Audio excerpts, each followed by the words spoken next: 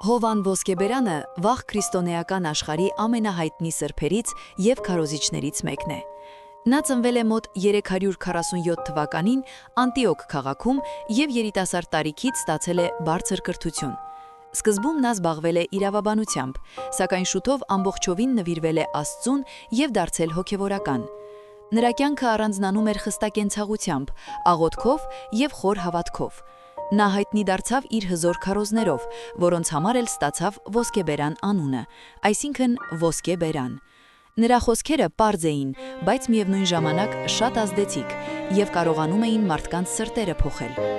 Հովան Ոսկեբերանը հետագայում նշանակվեց Կոստանդնուպոլիս քաղաքի պատրիարք։ Այդ ժամանակ նա սկսեց բացահայտորեն քննադատել անարդարությունը, հարստների շքեղ կյանքը եւ իշխանավորների չարաշահումները։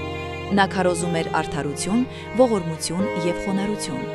Նրա ուղիղ եւ անվախ խոսքերը դուր չէին գալիս իշխանություններին եւ հատկապես կայսրուհու դժգոհության պատճառով նա աքսորվեց։ Աքսորի ընթացքում ծանր պայմանների մեջ նա մահացավ 407 թվականին։ Այսօր Հովան Ոսկեբերանը համարվում է եկեղեցու մեծագույն հայրերից մեկը։ Նրա ուսմունքները կարևոր տեղ ունեն հայ առաքելական եկեղեցիի եւ այլ քրիստոնեական եկեղեցիների մեջ։ Նա մնացել է որպես ճշմարտության պաշտպան, մեծ ուսուցիչ եւ մարդ, ով իր խոսքերով լույս էր բերում մարդկանց կյանք։